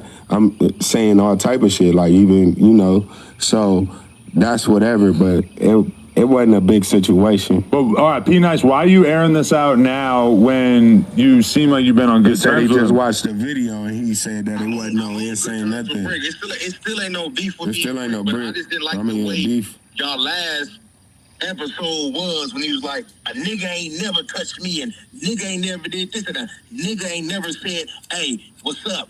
What you say about the hood or no end saying this, no end saying that. Like, nah, if we gonna talk about something like I've been doing every time I ask the question, I don't say shit. I say Brick my homie. I don't downplay him. I don't make it look like he lying about anything or it's a lying narrative going on. When he did that, it made it look like whatever conversations that was had between me and my partners or whatever case may be, it made it look like I was lying. You feel what I'm saying? Damn. Every time the question is asked to P Nice, I say, man, no comment, or man, this and that. I got the people in the comments, oh, be nice, you lying. Oh, why you keeping it going? This, that. I'm not keeping nothing going. I'm keeping my name in the clear with my people. I'm keeping Brick's name in the clear with his people, because I know he probably lied and went to his people and told him something else. But I don't care about that. Me and him hash it out. We good. So let's leave it at that. But when you go on there and it make it look like P Nice is just lying about something, that's a whole different story, cuz. And I don't lie on nothing. Oh, shit. Okay. That was a good phone call. I ain't gonna lie. So look, Adam's sitting there, he thinking it's all fun and games, and that's a whole different story, cuz. And I don't lie. yep. Got niggas in your politics, da-da-da. The members can do what they want to do. I'ma just tell them this, bro. Man, don't let this white dude crash all out, bro. He'll end this shit any day, nigga. And say he ain't got nothing to do with nothing. He gonna say these dudes are grown. I didn't force anybody to do anything. They are all volunteers. That's what he gonna say. I'm just saying, don't let him play y'all like some puppets, bro. That's all I'ma tell you. Them niggas will get offended when you call them out for what they doing too. Me telling them, hey bro, you be trying to play with niggas like puppets, he'll sit up here and tell you he not. I seen the clip. Academics told the nigga to his face, man, you be playing in these niggas' face, bro. You be playing these dudes' face. I gotta see how you do this. He say, you be playing in these dudes' face. He was like, no, I don't. And I'm like, really, bro? Academics call it out, and if he can see it, I know everybody else can see it. I know I've been seeing it, how you playing niggas' faces. Some of your remarks, some of your jokes, some of your your crippin' lingo you try to throw in there. All that is mocking niggas, bro. Niggas don't realize it. All that, oh, they've been sanctioned for DPs. Bro, he's mocking y'all, bro. He's mocking y'all culture for his benefit. For his benefit, academics told him that you be playing these nigga faces. He said, no, I don't. How am I playing their faces? The other white dude was on the show with him, the one from London, the trap dude, bro. These niggas ain't niggas. Their opinion don't matter when it come to niggas to me. Because they not niggas. They don't get it. And if they do get it, they don't want to get it, and they don't want to admit they get it. They want everything that they do to be fair game and respectful. It ain't fair game. You want to know why it ain't fair game? Because in the end, we look like the fools, we look like the clowns, and niggas is manipulating us, not them.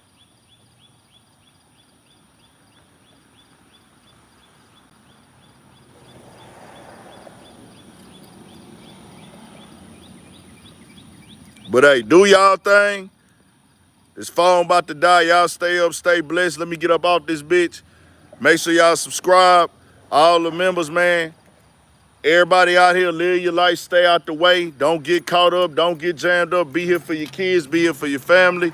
All that, man. Y'all stay